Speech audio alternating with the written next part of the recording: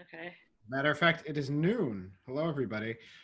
My apologies. For some reason, my disable uh, waiting room is not able to turn itself off. So I have to let everybody in one at a time.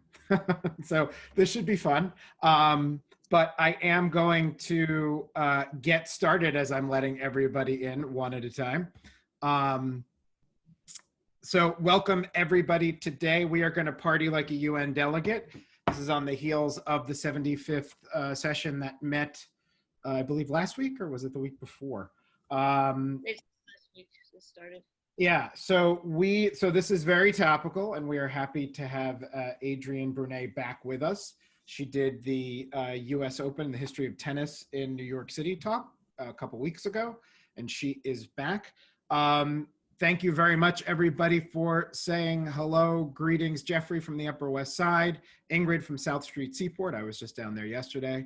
Robert Morbeck from Greetings from Rutledge, PA. Hello. Peter Tannen. Hi, Pete from San Francisco. Cynthia from Baltimore. B. Woods from Carlisle. Nancy's coming in. Here we go. Robin from the Berkshires. Hi, Robin. How are you? Martha from Hanover. I don't know why they will not let me just shut off the waiting room. Oh, well. Well, I'll just keep letting you in. Hi, Matthew. How you doing? It's good to see you. While we are letting people in, I just want to give a little rundown of what Adrian has accomplished and why she is here today speaking to you about this topic. Brene has reported and written hundreds of freelance newspaper articles, magazine and website articles, from pitch to print for publications such as Foreign Affairs, The New Yorker, The Guardian, and OZY.com on a variety of topics, including global affairs, social justice, the United Nations, human rights, and culture. She has authored magazine cover stories for the Chicago Tribune Magazine, the Boston Globe Magazine,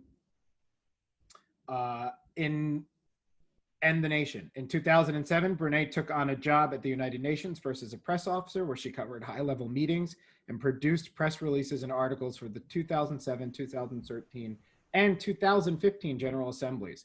And in 2014 and 2016 as an associate editor for the UN Yearbook, for which she produced the 2011-2012 chapters on the Middle East and the 2012 chapter on social development.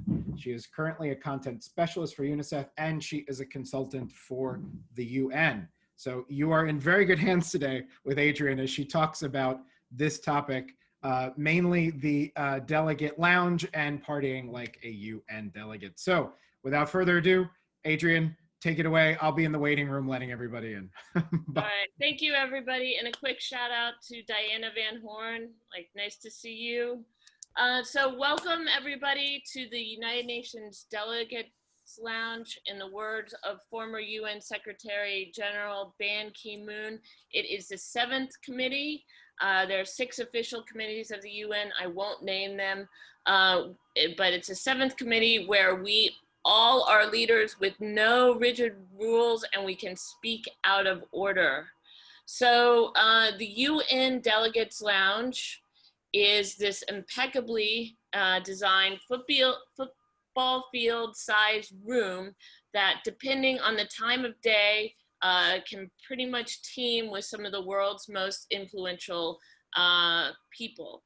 To the initiated, very little is thought of it, and even, sort of loose lips could possibly sink those ships. But on Friday nights, most weeks aside from when the General Assembly rolls into town, those 2 weeks, the UN Delegates Lounge is shut.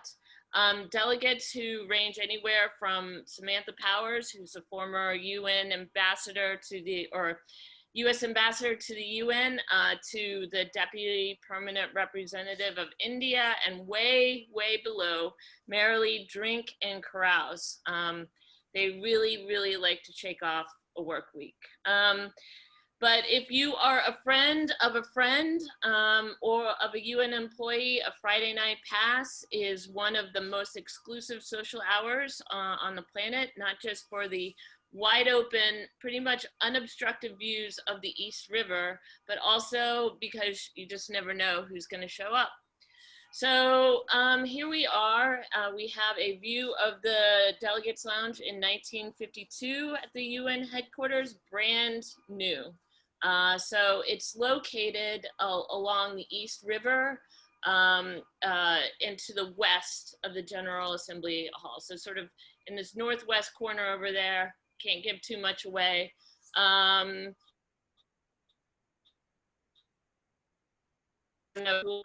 then here is the renovated Delegates Lounge. That's how it looked at UN headquarters in April 2013. It's gone through a few conversions since, and we'll show you a few of those. But first of all, the UN sort of began as an idea. On January 42nd, FDR used the terms in the declaration by the United Nations. And in World War II, representatives of 26 nations pledged their governments to continue fighting together against the Axis powers.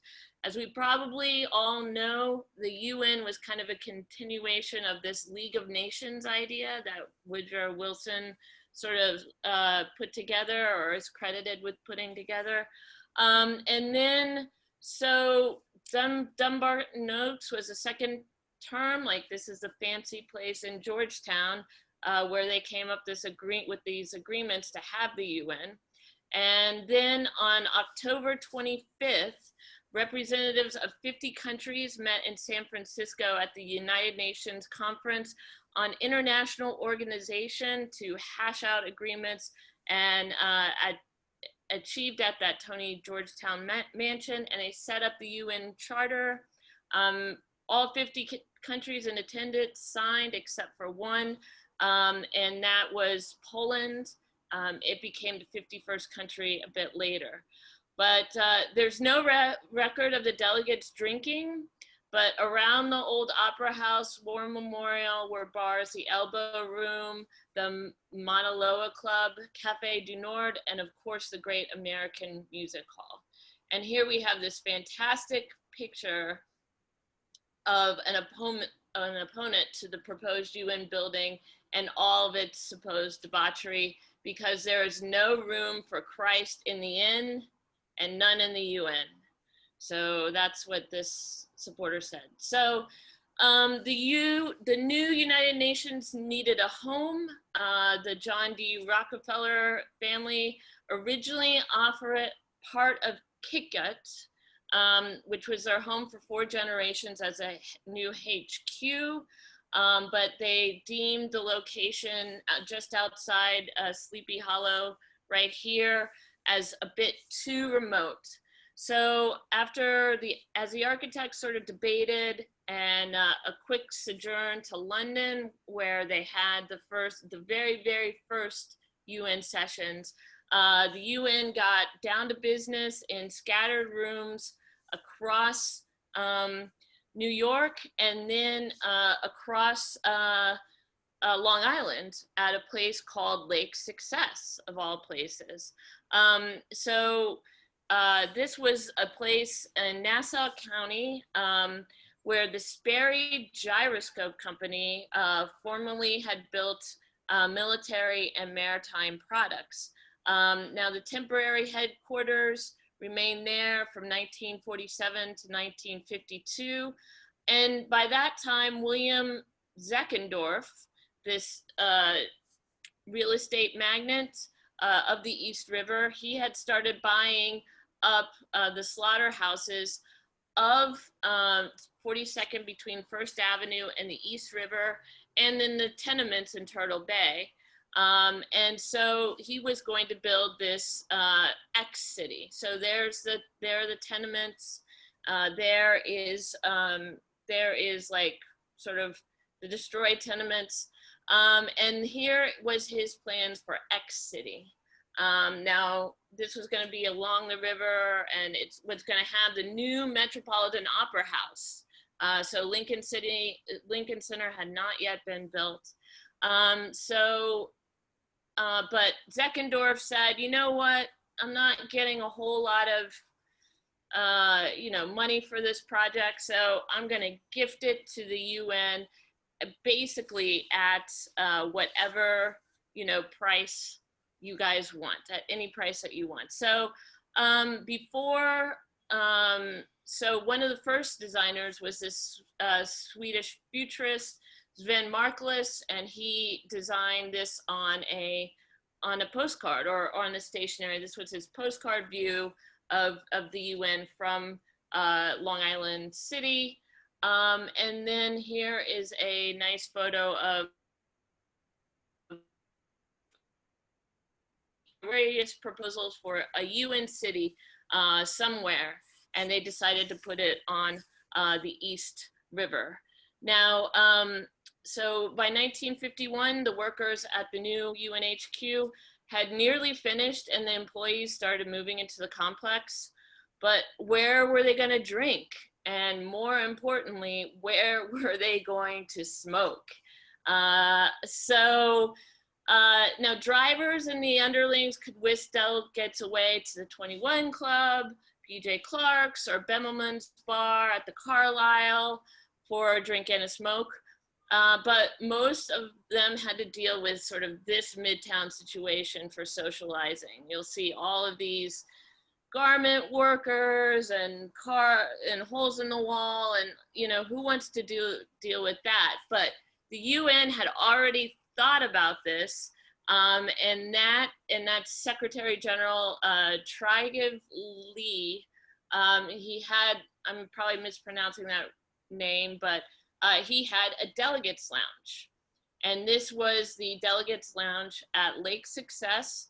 That was the view in 1946, and then they decided to bring it then to New York. So now we have to give credit where credit is due. That's to the French.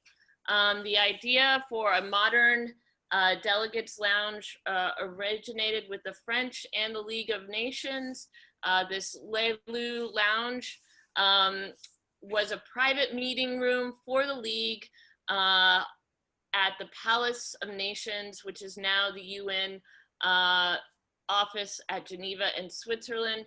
Now, it was built between 1929 and 1938. So, or decorated and designed, and these were delegates visiting. This, of course, is a beautiful palais. And then, so we have a whole history now about the Delegates Lounge. This is a view of the escalator leading to the second floor General Assembly Hall. So this is where, right where the guy is coming up, that's where the heads of states, the permanent representatives, all the important people enter the UN complex, and then they go up the escalator either to the General Assembly Hall. There's also a little lounge for them outside the General Assembly Hall, and if they walk straight down a hallway adorned with flags. I don't have pictures of that, unfortunately, but then they can turn to the left and right away they're in the Delegates Lounge. So we have the Second Secretary General Dag Hammarskjöld, and he comes in the picture around 1952-53. So under Dag, the UN Delegates Lounge became a very, very busy place. He made a point in going to every UN department to shake hands with as many workers as possible. He ate in the cafeteria as often as possible, and he relinquished the Secretary General's private elevator for general use. I'm not sure that that's a practice today. You'd have to ask the UN police, and I just didn't have time to ask them, sorry. So here is a photo of Dag Hammarskjöld. He is the second from left. He's at the entrance of the Delegates Lounge. And he's, in 1958, there were all these things happening with Arab countries. The United Arab Republic entered Lebanon. Lebanon didn't like it very much, and so you had all these guys hashing out agreements. This was one of his main concerns, along with the rumbling of decolonizations in Africa. So, so this was, this was Dag Hammarskjöld again, and you see the smoking there. The Delegates Lounge for a lot of years was just smoke. You could still smell the smoke from 50 years prior. It was pretty bad, and from the day prior too. This was smoke. Even when New York banned smoking in, I believe, 2002 under Bloomberg, people still smoked in the Delegates Lounge, and they openly smoked under the no smoking signs. So it was a pretty funny situation, but of course everyone smoked back then. And so this is Dag having smokes, hammering out agreements. This is what they did. This is why they called it the Seventh Committee. This was, they did it out of the public eye. So, so then here are a couple of scenes here. This is a view of the Delegates Lounge. This shows the switchboard where, they could patch people through at any time to various delegates' offices, to wherever, to the conference rooms, to the Security Council. And everyone who was in the lounge at the time just put their briefcase there. So these briefcases would just hang out there for a while. And then here is a view of the Delegates Lounge. In December 1964, you had a whole lot of new African republics joining up because of decolonization. And Hammarskjöld, who has been said forever to be one of the best secretaries general, and he was called the greatest statesman of our century by JFK. He'd been dead for 3 years. He died in a plane crash near Ndola in northern Rhodesia, which is now Zambia. Now, there's a great documentary out. Well, great. I don't. It's probably about the only recent documentary out about his death in the plane crash, and it's called Cold Case Hammarskjöld. It came out last year, and it's on Hulu. It's made by a very eccentric, I believe he's Swedish, guy, but you can watch it on Hulu, and it tells you all about the crash. The UN, it was very suspicious.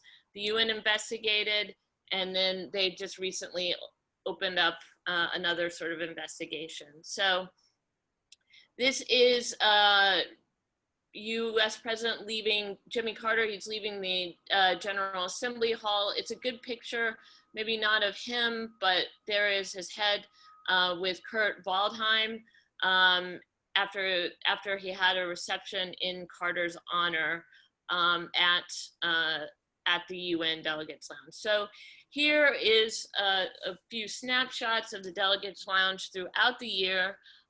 So this is North by Northwest. This is Alfred Hitchcock's famous film. This is the murder scene, of course, and Hitchcock requested to film the murder scene at the UN. The UN said no, and so Hitchcock had a bit of a secret mission to the UN and took a few stills, or a few, probably, I would say probably stills. Nobody really knows. And then he reconstructed the set somewhere, I believe in Hollywood. Here is Princess Margaret with the UK Minister of the United Kingdom at a reception. She was one of the many famous visitors to the UN and to the Delegates Lounge. Now here is the Delegates Lounge from the entrance in the 1970s. As you see, this is the entrance there.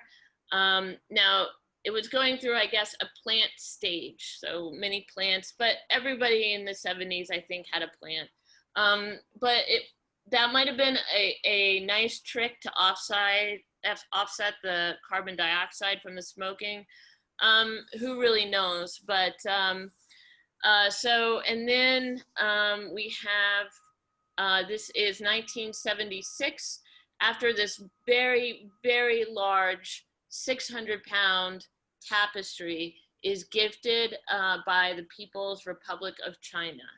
So that is the Great Wall Tapestry. Now, there have been other tapestries and so on gifted to the UN. Many things have been gifted by many countries to the UN over the years, but and there is actually there's an official UN agreement that says you have to list all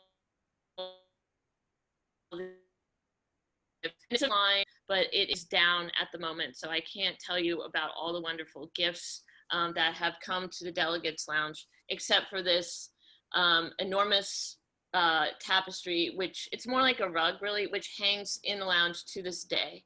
So Madonna famously had a party at the lounge in 2008. You might recognize some of her friends there. That's when Tom still had Katie, Rosie O'Donnell, and this was for to benefit a NGO called Raising Malawi and supposedly UNICEF.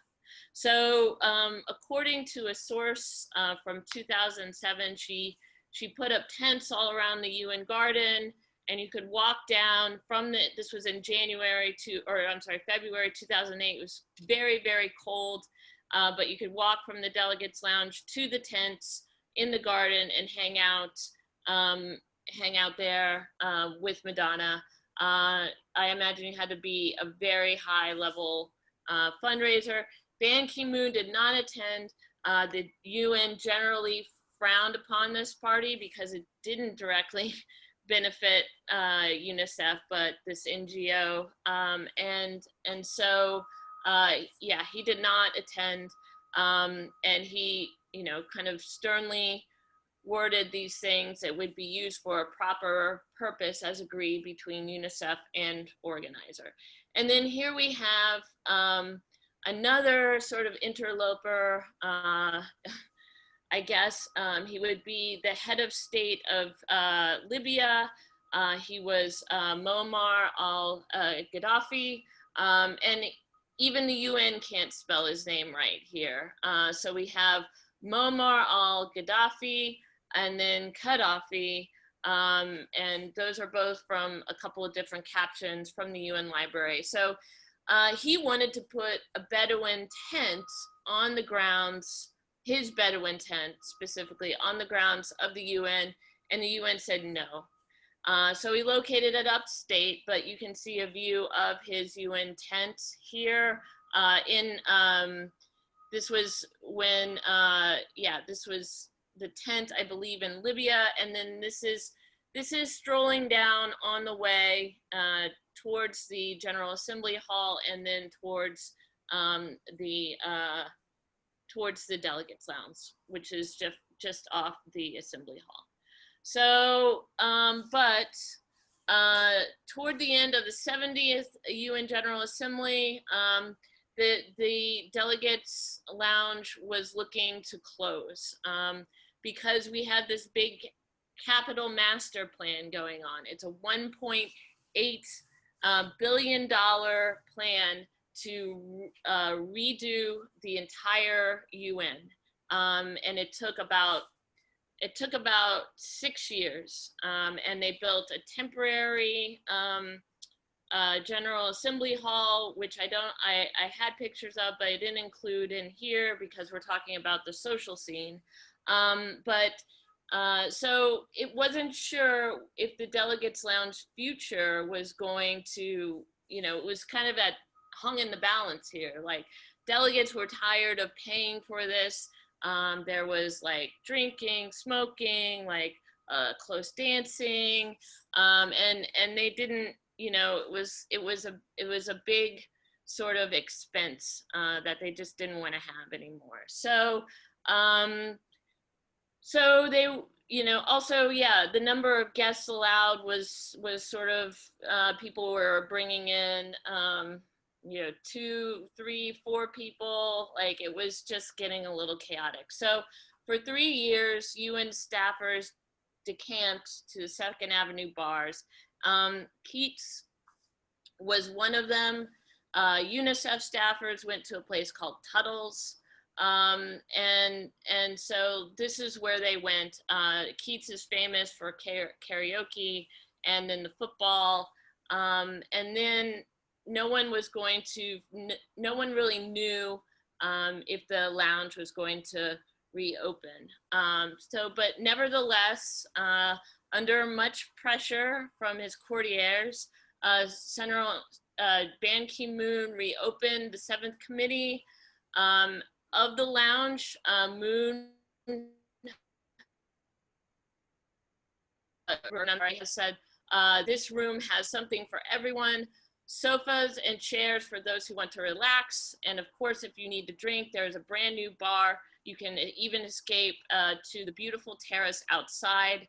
Some people say that the view of the rose garden and the river is even more refreshing than the beer. So yeah, this was the renovated Delegates Lounge at UN headquarters in April 2013. Now, it was redecorated or redesigned by Rem Koolhaas.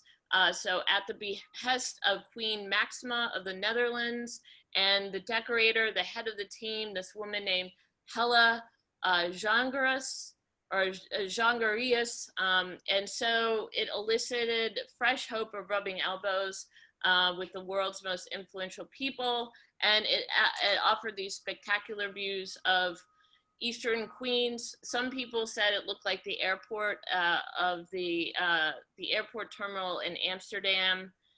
I mean, that's kind of what Jongerius is. That's what she's famous for.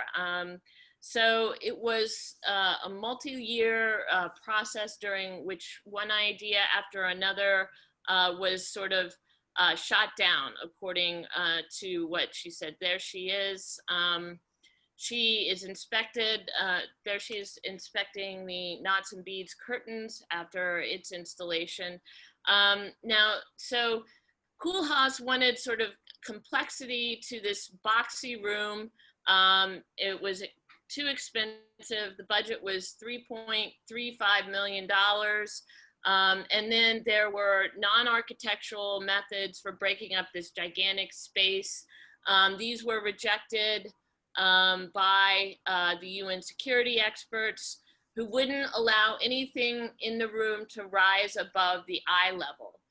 So they had to create intimacy to the extent that they could with furniture groupings as colorful and textured as, quote, the greens, the blues, and the reddish browns that predominated the original 1950s United Nations. So here is a scheme for the furniture's color palette. In the end, Koolhaas was allowed to remove a mezzanine at the far end of the room. So that would be this mezzanine here, which was, I believe that it was covered up by the gigantic world map. As you'll see, this back in the back, that was the bar area, and there was a very small bar there, and then you could go upstairs. So Koolhaas didn't like that very much, so he just sort of took it out.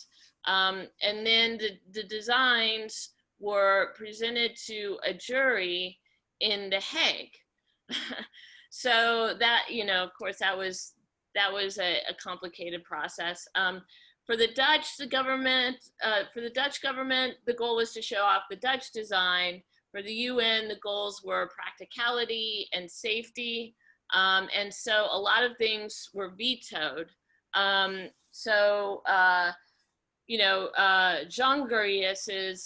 she would complain. She said you'd quote, show them a design and they'd say, because of what happened in Mogadishu, unquote, you'd have to redesign the whole thing, scrap the whole thing. But eventually they got there. And here are a couple of more shots of the new Delegates Lounge. This is the new information booth. It's a white resin desk. Koolhaas was allowed to put that in. And then here is a night. The UN has several little sort of orchestras and music groups. They've got a jazz band who is led by the editor of the UN yearbook. And this is the jazz band performing in 2016, as you can see, to a pretty packed house at the UN Delegates Lounge. So the UN has an orchestra. It's two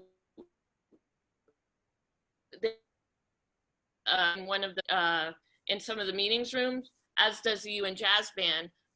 But the orchestra is too big to play, so they usually get a space. Sometimes it's a high school downtown to give their concerts. And so here is, you know, a picture of the Delegates Lounge after a party given there in 2017. That's sort of the cleanup. Usually the Delegates Lounge is closed during the General Assembly because it's used for a lot of luncheons and dinners and sort of that kind of thing. So the Secretary General, they'll set up tables. They'll clear the entire thing out and set up tables. And this is the place where sort of Vladimir Putin and Barack Obama had sort of their tense moment over Syria right before it was 2016, I believe, right before Russia decided to help participate in the bombing of Syria, or to back Assad. So now the UN is stricter in recent years, and the process stands of gaining admissions is like 2 guests per staffer, no interns without a secretariat ID, and no DJs on Friday unless someone's going to host an official party. But you can create your own Delegates Lounge with, you know, some of these desks and the rolling chairs and so on and so forth because all of this stuff is now on the Swiss furniture shop called Vitra. So anyway, I have a few more fun facts for you from the renovation. Enough asbestos was removed from the complex to fill 3 football fields 15 feet high. 15 feet high. So that is pretty gross. Also, a gooey substance of cigarette and cigar smoke residue was removed from the Delegates Lounge and the GA Hall. And then the United Nations Complex is not an official museum, but its art collection makes it worth that designation. Each country is allowed 1 gift, and this includes stained glass by Marc Chagall, murals by Leger, and then much more. So we have some pictures. That's a picture of me. Here are a couple pictures I snapped when I was working there. That's Barack Obama giving his speech to the UN Convention on Climate Change. I'm sorry, that's 2016. My bad. Here are a couple more gifts. This to the left, this is a gift from I believe it was Saudi Arabia. It's a gold desert scene. Here is a gift of a very long boat. I believe that was Nepal, but I'm sorry, I'm wrong. I could be wrong about that. I should check that out. And then here is a gift of a vase. I believe this was from Liechtenstein, but I could be wrong about that. But that is the seal of the UN, and then a nice porcelain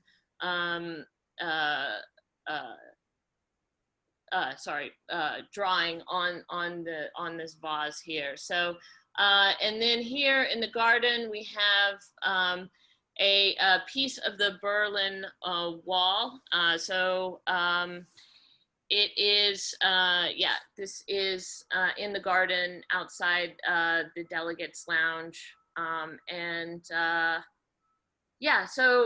mean, I could go into all of the statues in the garden too, but you can walk by and see those. And then I think that's about all for you guys today. I to open it up to questions at this point, and you know, try me and I will do my best to answer. Thank you, Adrian. If anybody has questions now for Adrian, please put them in the chat. We did have a couple. Let me go back. People were definitely commenting about the no smoking signs and the smoking under the no smoking signs. Yeah, it's pretty hilarious. Yeah. We have Martha. I might have one somewhere. Of what? I'm sorry. Someone smoking under a no. Oh, under the no smoking sign. Yeah. We have Martha Clark on the talk, who I remember from one of our UN talks before that she worked at the Delegates Lounge. She said we always went to the Delegates Lounge for coffee after lunch. And I remember talk of the Friday night chance to have a drink in the 1960s, but not in my later years at the UN. How long were you at the UN for, Martha? Yes, I was there for 39 years. Oh, wow. From 1963 until 2002. And then I went back on 8 short-term contracts. So I worked 1 ECOSOC session and 7 General Assemblies after I retired. Wow, impressive. Yes, well, it was fun. So you should be giving this presentation. Not at all. But I can't believe how the Delegates Lounge has changed with the updating. And where we used to go for coffee, it was at the end of the room where that was that upstairs part. Yeah. And you could get coffee there and you could take it downstairs or upstairs. And I don't remember the heavy drinking part at all. Oh, that's come about in later years, for sure. That sort of come about, I would say, I mean, it sort of became like a fashionable place to go probably around the turn of the 21st century, I would say. And the jazz band and the orchestra you mentioned are new, but I'm sure it's all staff. Yeah, staff and friends of staff. There might be a few friends of staff that people hire to get the bands in, you know, to musicians. Yeah, to balance it out. Everyone's an amateur musician. Exactly. And I mean, they have running teams. They've got soccer/football teams. Oh yeah. They've got you know, they have the UN version of the Olympics over in that's every. I'm not sure if it's every year, but so they don't have a tennis team per se. They're not very well organized. We'll just say that it's not a well organized thing. But the running club does exist. I've seen them out running. The tennis team, I don't know about. So the staff clubs were always quite active, and I always felt they were quite important because the staff came from all over the world, and it's the way they got acclimated. Yeah, I mean, and I mean, the Delegates Lounge is now one of those places too, and because the UN gym is really not. No one goes to the gym at the UN anymore. They go to a lot of staffers go to the Y up the street on 47th.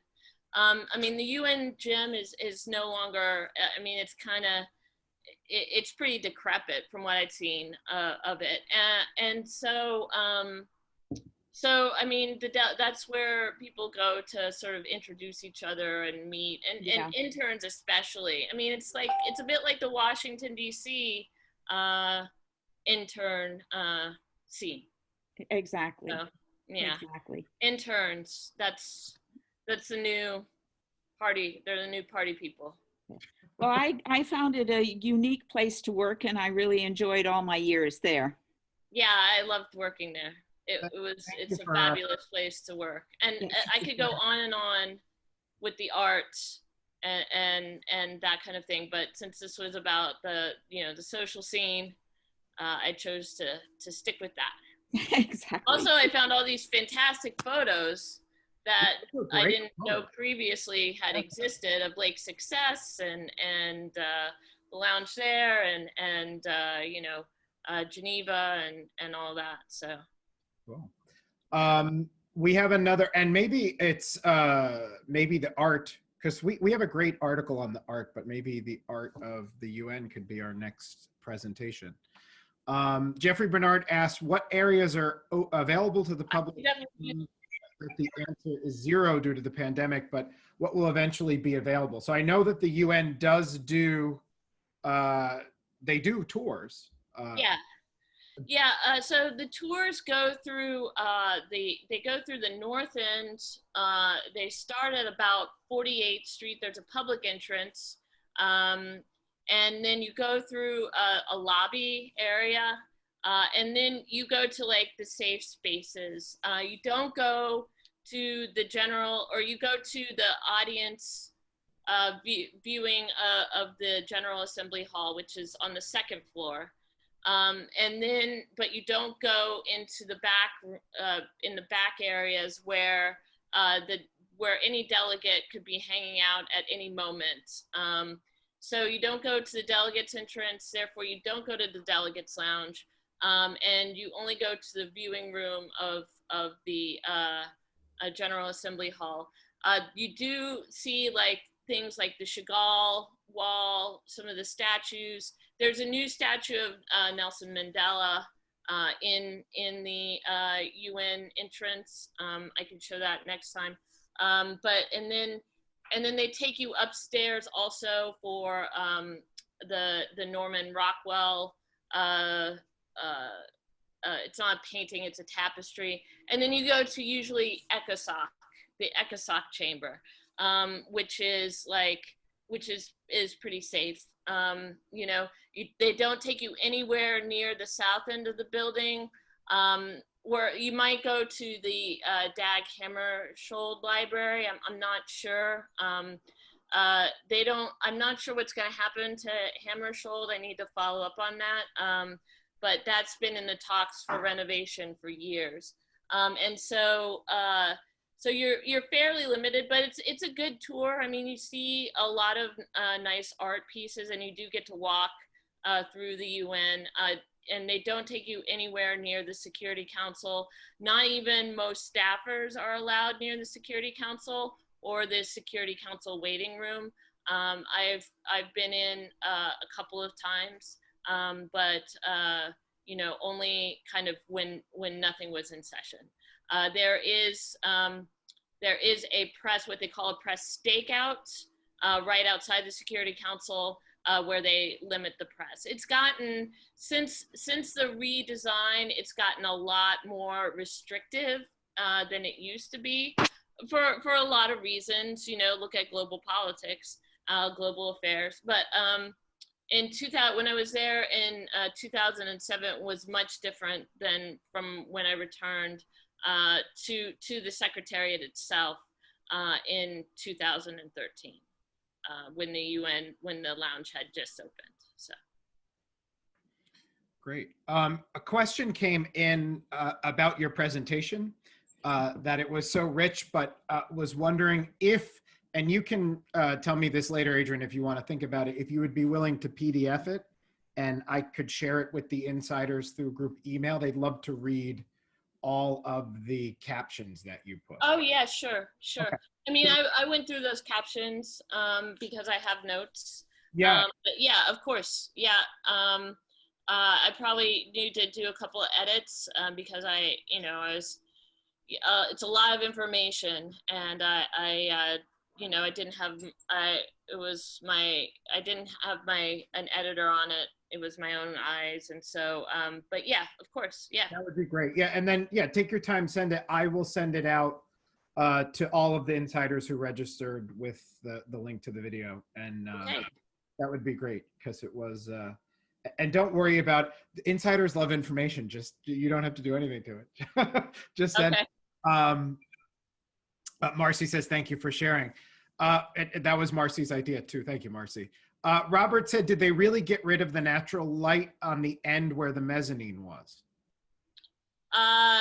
Well, what they did at the end where the mezzanine was they put this, they used to have these curtains here, as you can see, and they were pretty, I mean, they were pretty heavy when they were drawn. They were, I believe, from what I remember of that, and before that, they, you know, there were these more sheer, and then they had these curtains there. But what they did was put this beaded thing there. So it looks like this, like that. So I don't know, like, you tell me which is better. I'm not sure. I mean, a lot of, I mean, it's pretty debatable, I guess. But you do have access, instant access to the outdoors pretty much, or you used to. I mean, the last time I was there in well, just last year, but 2019. So before the COVID hit. So yeah, I mean, it depended. I mean, you can open, I believe that you can open this beaded thing, but also the UN is most concerned right now about security. You know, they even moved the UN cafeteria moves like every 7 years or so. So for a while it was located at the south end, and then it moved upstairs and more sort of, I would just say, sort of central, because, you know, you don't want UN staffers, you know, to be anywhere where, you know, someone could get, a bomb could be set, right? So, so the UN cafeteria had this great space, and then they shut that off and moved it a couple of years, about 4 years ago. And it was very weird for everybody involved. No one liked the new cafeteria at all. Great. Yeah. There was a lot of talk going on towards the end of the presentation about, there looked like there were these chairs in these like egg booths, and how they look Right. at the cone of silence from Yes, getting, those, yeah, those guys. So Yeah. are those computers? Yes, those are computers.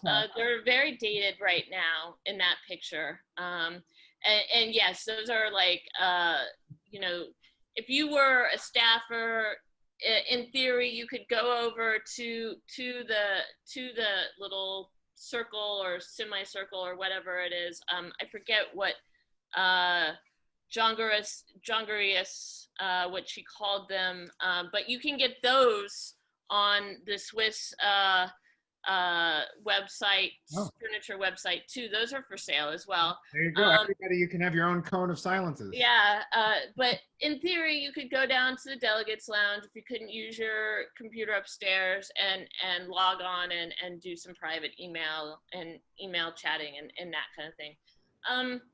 I mean, I rarely saw them used. Yeah. So, and you know, these sort of tables, the green tables with the white chairs, and I mean, those, everything is rearranged from time to time depending on, you know, moods, and even like, even on a Friday night, all of this furniture can be rearranged into by staffers who just want to load up various tables with their offices and so on. Like, things are pulled this way and that way. I mean, it's kind of it's a bit of a free-for-all, I would say. I bet. Yeah. So, yeah, and I need to find out where those other two tapestries came from. I tried, but again, the official list wasn't up, and it was too many searches down too many rabbit holes. So Yeah. Well, like I said, maybe we can do an art of the UN. yeah, that would be super. You can throw that on as an addendum to it. Yeah. Any other questions for Adrian while we have her? Adrian, what I love about your presentations, as Marcy said, is they are so information dense. It's great. You learn so much just by listening to you for like 35 minutes, 40 minutes. All this stuff I didn't even know. It's a habit of being a journalist. I don't know. Like you're an expert at everything and a master of nothing, right? Well, these guys are very well listening to me, because whenever I do a presentation, it's like, oh, it'll be 45 minutes and it goes on for 90. And, you know, that's just because I love to share information. I'm sensing it. Water seeks its own level. You know, I'm sensing it, but it's always great when our guide Mandy is also like that as well. So we're all in good company here. But no, I love it. And this now adding text, it was a whole new element. I loved it. Yeah, it's this new presentation thing I stumbled across is pretty fun. It's good. I mean, I could tell you about casual run-ins I've had at the UN if you'd like to hear them. Let's see. At one point, I was on the floor of my first year, I was in at the UN. I was hired as a assistant for the meetings coverage section.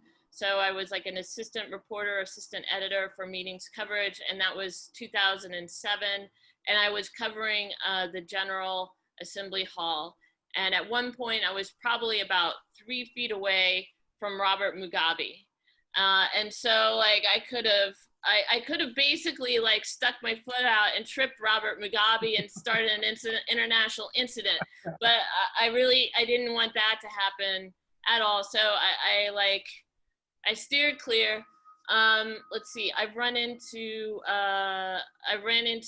turned the corner once, and there all of a sudden was the former US Secretary of State, the first woman, and why is her name escaping me right now? Madeleine Albright.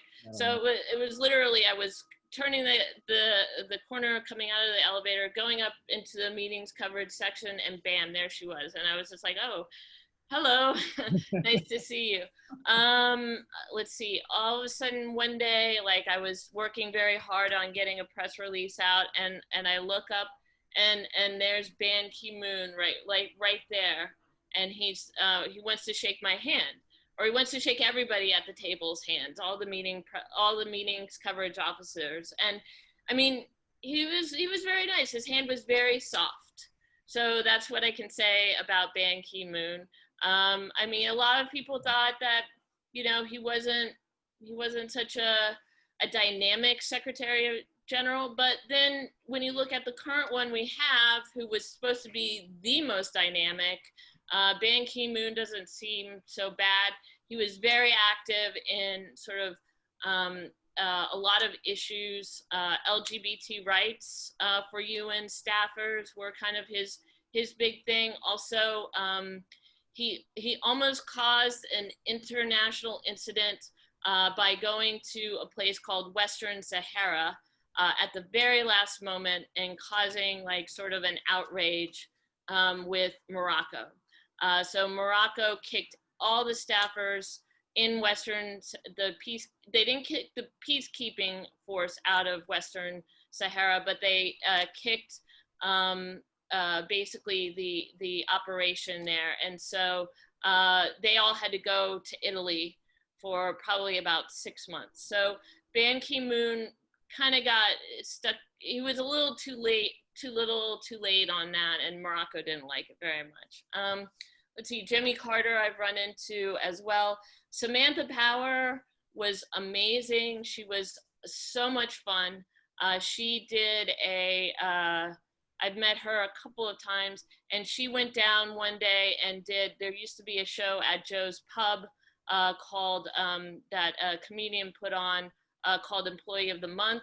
And she did an Employee of the Month show by this comic, Katie Lazarus. And And she even got up on stage and did like a funk dance on the stage of Joe Pub for Employee of the Month. I mean, she was just a lot. I mean, she may have come off as like very stuffed shirt sometimes, but she was just a lot of fun and very fun to watch. A very engaging person. Now I never met sort of I never met the president there, or the U.S. president, any of the U.S. presidents or the French presidents, or, I mean, they were always pretty much in and out, like they didn't hang around. But, you know, I did see Obama speak there. I did see Bush speak there. And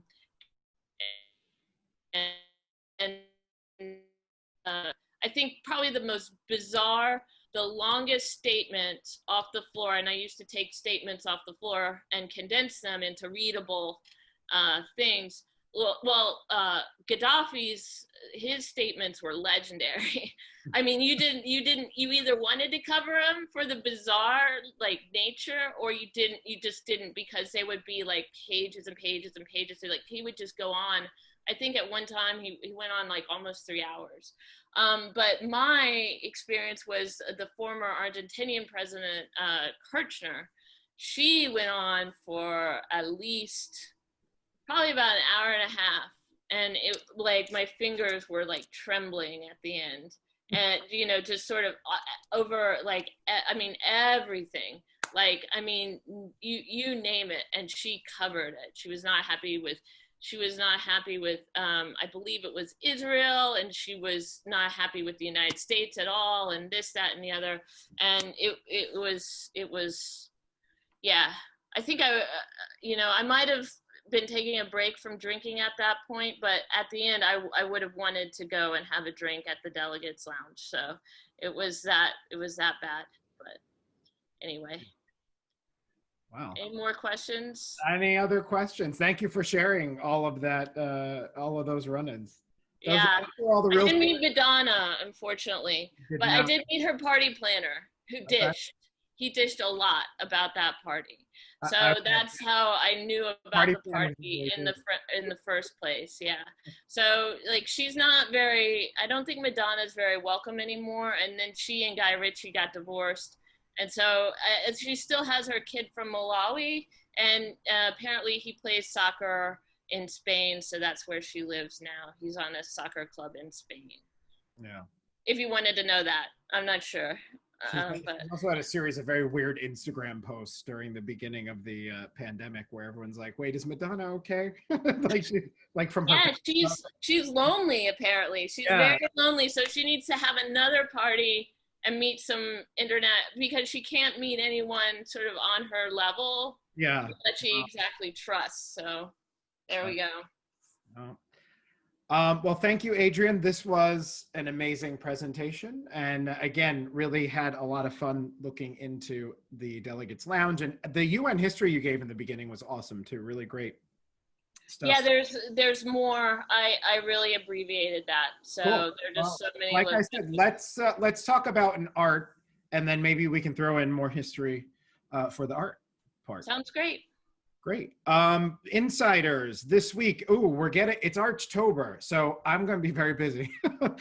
So tomorrow night, though, not Archtober related, at 7 p.m., we're doing a book talk with author Jeffrey Cobb about his new book that just came out on Williamsburg Transformed, all about the neighborhood, the history of the neighborhood, and how the neighborhood has changed and also changed New York. So that is at 7 p.m. tomorrow night. So hopefully I will see you there with Jeffrey Cobb. Then Thursday, we are starting all of our Archtober programming. So I will be back with Guastavino. If you did not see Guastavino, you can catch it again. You're going to notice there's a lot of repeat programming that we've done in the past. 2 reasons: it's open to the public. So the public are actually paying for it. You as insiders do not when you check out. At the top, there's a little, I know a lot of insiders have been having trouble with this because Eventbrite's link has been really difficult to read. It says enter promo code in light blue. Click on that. type in insiders all caps and you get the talks for free. But we are also putting on new programming as well. But for the month of October, a lot of that programming will be later in the day because our October programming will be at noon. So we have a packed week. Like I said, Guastavino on Thursday, book talk tomorrow with Jeffrey Cobb on Wednesday. And I hope you are all safe and stay safe. Arctober, sorry, I always say. So Arctober, thank you, Michael Kane. And also, if Adrian, pass along that PDF, I will send you guys an email with the video and the PDF of the presentation for you to enjoy it and read afterwards. All right? I'll try to have that done pretty soon. Yeah, sure. Well, I can send out tomorrow, the next day, whatever works for you. Okay, probably tomorrow. All right. I will see you guys tomorrow night. Hopefully have a good night. Stay safe. Bye. Thank you, Adrian. Bye, guys.